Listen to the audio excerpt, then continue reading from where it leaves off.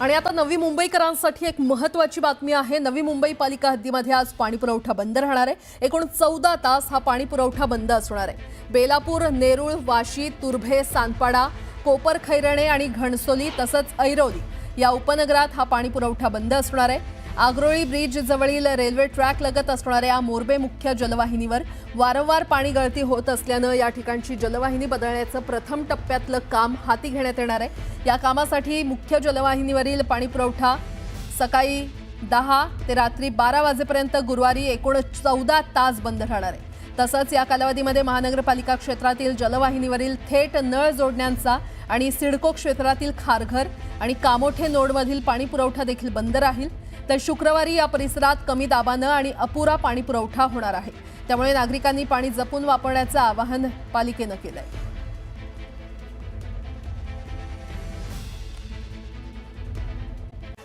आता एक मोठी बातमी। मुंबईतील चेंबूरमध्ये एका बांधकाम व्यावसायिकावर गोळीबार झालाय। दोघा बाईकस्वारांनी या बिल्डरवर गोळीबार केला आणि त्यापैकी एक गोळी त्याच्या गालाला स्पर्श करून गेली तर दुसरी गोळी गाडीला लागली। सदरुद्दीन खान असं या बांधकाम व्यावसायिकाचं नाव असून त्याला उपचारासाठी रुग्णालयात दाखल करण्यात आलंय।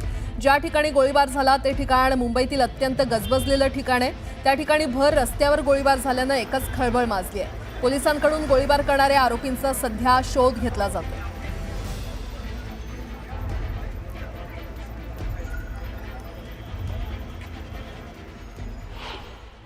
रात्री 10च्या दरम्यान सदरुद्दीन खान म्हणून आहेत जे नवी मुंबई या ठिकाणी राहतात। ते सायन पनवेल रोडनी जात असताना डायमंड गार्डन या ठिकाणी त्यांची गाडी सिग्नलवरती थांबलेली असताना दोन इसम आले आणि त्यांनी गाडी थांबलेली असताना त्यांच्यावरती फायरिंग केलेलं आहे आणि फायरिंग केल्यानंतर ते सदर इसम त्या ठिकाणाहून निघून गेलेले आहे। सध्या जे सदरुद्दीन खान आहेत त्यांची प्रकृती स्थिर आहे। त्यांना हॉस्पिटलला ॲडमिट केलेलं आहे। आम्ही या अनुषंगानं आता एकूण 5 तपास पथकं तयार करण्यात आलेली आहे।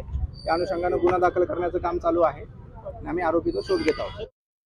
आता एक सविस्तर बातमी पाहूयात। नेटवर्क 18च्या रायझिंग भारत समिटमध्ये केंद्रीय गृहमंत्री अमित शहा यांनी काँग्रेस आणि गांधी परिवारावर जोरदार हल्लाबोल केलाय। वक्फ सुधारणा कायदा, महाराष्ट्रातील विधानसभा निवडणुकीत जास्तीच्या मतदानाबद्दल राहुल गांधींनी आरोप केले होते, त्यावर देखील अमित शहा यांनी जोरदार प्रत्युत्तर दिलंय। अभी तो कह रहे हैं महाराष्ट्र का इलेक्शन भी जो है उसको भी चोरी कर लिया आप लोगों ने।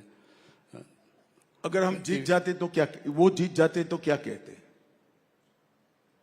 हम तो वो है 10 साल। हमारे 10 साल में इनकी तेलंगाना सरकार बनी, चेन्नई में सरकार बनी, बंगाल में बनी, हिमाचल में बनी, वो कैसे बनी फिर तो?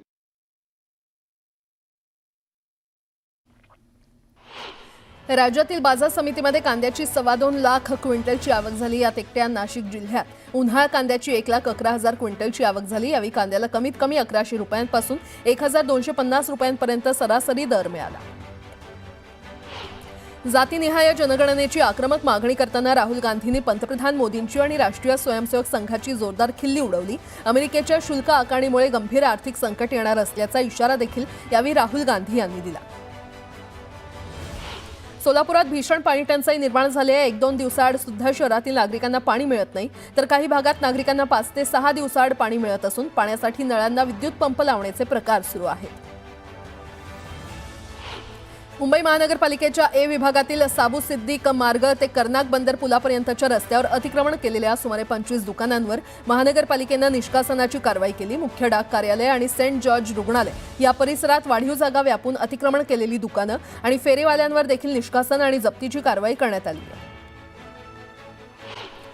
नमस्कार, सुप्रभात, गुड मॉर्निंग। मी प्राजक्ता तांडेल। तुम्ही पाहताय न्यूज 18 लोकमत। सकाळच्या पहिल्या बातमीपत्रामध्ये आपलं सगळ्यांचं स्वागत। सुरुवातीलाच एक मोठी बातमी आहे। मुंबईतील 26/11च्या दहशतवादी हल्ल्याचा मास्टरमाइंड तहव्वूर राणाच्या प्रत्यार्पणानंतर भारतीय पथक भारताकडे रवाना झालंय। तहव्वूर राणाला विशेष विमानानं भारतात आणलं जात असून आज दुपारी राणा भारतात पोहोचेल असा अंदाज वर्तवण्यात येतोय। तहव्वूर राणाला सुरुवातीच्या काही आठवड्यांच्या चौकशी आणि तपासासाठी NIAच्या ताब्यात ठेवण्यात येणार आहे। तर NIAचे महासंचालक सदानंद दाते तहव्वूर राणा चौकशीचे प्रमुख असणार आहेत आणि या चौकशीनंतर मुंबई गुन्हे शाखेला त्याची कोठडी मिळेल असं सांगण्यात येते।